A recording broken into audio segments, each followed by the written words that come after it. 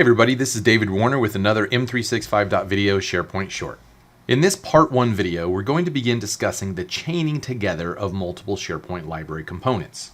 We'll begin by looking at what the concept is for chaining together multiple library components, and then we'll examine what the purpose and benefits are. We'll examine a sample scenario in which using multiple library components might make sense and how you might want to use it in the future. Let's start with the overall concept and the purpose of what our diagram here represents. We are essentially looking to provide our web parts and extensions access to one or more collections of icons. But we may have a collection of thousands of icons spread across a number of themes, and we might not want to put all of those icons into one single library component. So we would start out with our SharePoint web parts and extensions. Those would simply need access to the collections of icons that are available within our library components. Ideally, they would be able to connect to one single library component. In this case, that would be our SVG icon broker library component. This would simply act as a middleman library component between our web parts and our extensions and the other library components that would actually contain the SVG icons. These other library components, as are represented here as collection 1, 2, or 3, would actually contain the SVG icons. Now, while I'm only representing 3 collections of icons here in 3 separate library components, you could effectively have as many as you want. Each of them could represent a different category of icons. Additionally, each one of these SVG icon collection library components, 1, 2, and 3, are independent individual library components.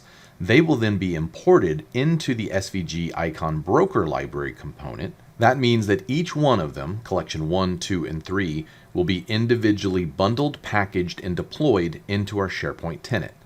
At that point, we would create our icon broker library component, which would connect to and import each one of those collection library components. So at the end result for this particular diagram, we would have 4 separate library components. Now, once all 4 of those library components are deployed, our web part or extension simply needs to connect to the icon broker library component. That will include functionality that will dynamically connect to each one of our icon collection library components to make the request for the appropriate icon. And remember, because library components are only loaded onto the page at the time of being requested and its functionality being used, it is very performance friendly. So in the case of our web parts using the icon broker library component, say for example it requested an SVG icon from collection number 1. Collection number 2 and 3 will not have any bearing or impact on your page at all.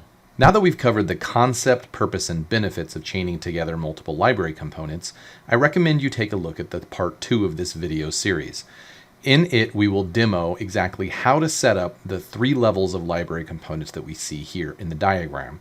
We'll start with a collection of icons, then we'll create the broker library component, and then we'll take a look at how the web part can import the broker library component. Thanks again for watching. If you enjoyed this video, please click the like button and be sure to subscribe in YouTube to get alerts for all my future videos.